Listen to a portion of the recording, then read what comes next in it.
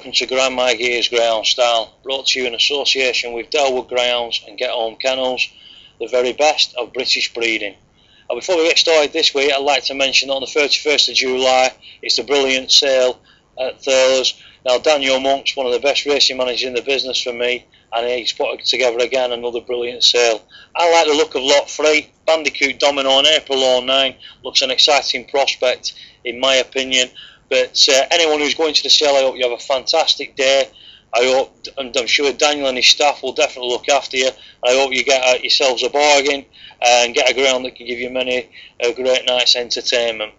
Okay, Matchstick said what's been grinding his gears is the time spent at the track before racing. Now, I'm with Matchstick on this.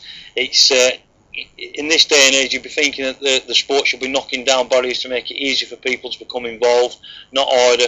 And the kenneling really needs to be looked at. When you've got a dog running at 10:30 and you've got to be there at 5:30 to see the vet inspection and then the kenneling, to me it's crazy and definitely needs looking at ASAP. So great point, that Matchstick. Okay, this week what's been grinding my gears is the way that the fund spends its money within the sport. Now, welfare is massively important, and I've got to stress that. I don't want people to think that I don't think welfare is important, because I really, really do. You know, but you've got to look at how the fund is spent. Now, track safety, looking at ways of making it safer for grounds to run around the track, equipment for vets, things like that are massive for me and should take priority. But if we have a look at the fund, about £2 million a year is now spent on rehoming greyhounds. You know, chuck into that another £1 million is spent on drug testing. Now, for me, on the first point on the rehoming, of course greyhounds need to be rehomed. No greyhound should be put to sleep after it's finished racing. That is disgraceful.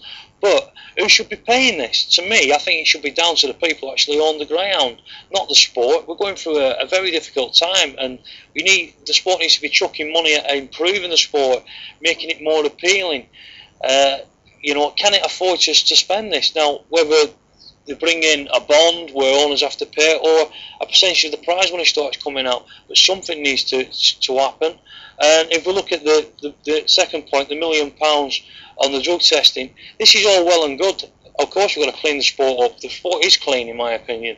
You know, but if you catch somebody, throw the book at them. It's no good just fining them, bits and bats, 500 here or 800 there. That's no good. If people are using performance-enhancing drugs, get rid of them, ban them from the sport.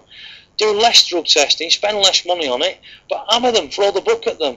That has surely got to be a bigger deterrent. It just saddens me that the way the sport is, all this money is getting spent on this and on that. Surely, you know, imagine if we should be doing things like having stakes at every track, throwing money at it, promoting, fighting against the anti-propaganda machine, you know, looking at making a difference, getting people through the turnstile, make the sport more appealing, fighting back against what people say about the negativity of the sport. You know, this is a fantastic sport. Let's spend money and tell people how fantastic it is and look at getting them involved. You know, surely the money would be better spent like that, and people taking the responsibility for their own greyhounds in their own hands. You know, it really should be happening for me. Well, that's what's been grinding my gears this week. And like I say, it's only my opinion. I'm sure other people have different opinions, but you know, that's what I think. Now, I've got a message for you for the aunties from me and Dave Smith. We're going nowhere. You're attacking us because we're standing up and speaking out against you. Carry on. You know, we'll keep speaking out against you while you keep speaking out about our sport. Tune in next week to find out what's been bugging me. Thank you.